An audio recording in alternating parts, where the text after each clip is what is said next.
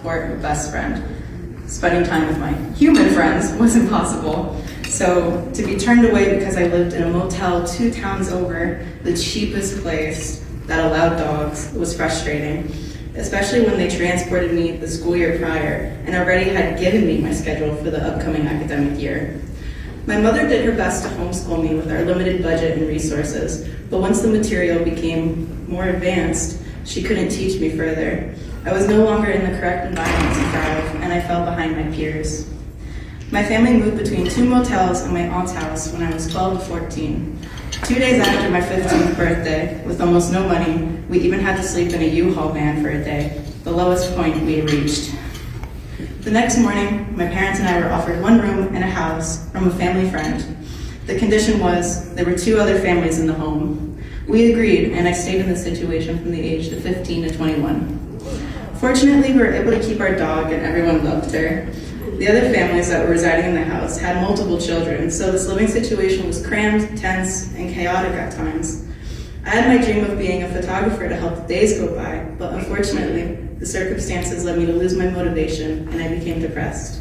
Furthermore, I was constantly trying to evade truancy officers in DCF. During that period, I was struggling with health issues. On top of that, I had vertigo issues, which also added to my stress. I became afraid to leave the house. Even after turning 18, based on past experiences with DCF, I was terrified of reaching out to anyone, knowing the kids I've grown close to over the years were still in the residence. That fear put such a heavy feeling of responsibility on me. We were all merely in tough spots. None of us deserved to be ripped from our parents. We were taken care of. That whole situation caused me immense anxiety I still work on today.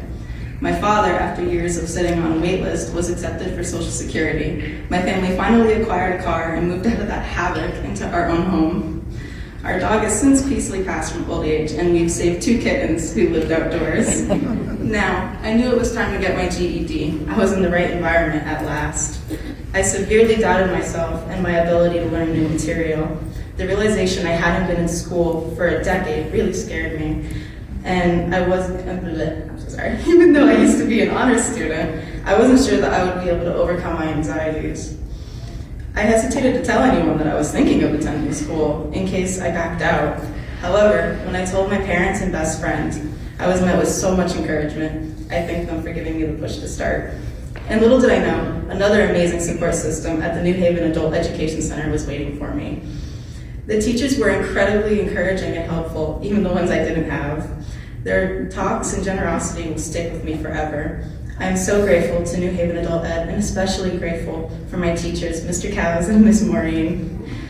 If you're in the area and having second thoughts, don't be. You're in good hands here. Step by step, I've been overcoming my anxiety and taking my life back. The success of getting my GED diploma in a classroom setting, and even standing here presenting this speech, has done so much for me already. I've since picked up my camera again, and I'm always taking photos like I used to. And at age 22, I'm ready to move on and into the next chapter of my life.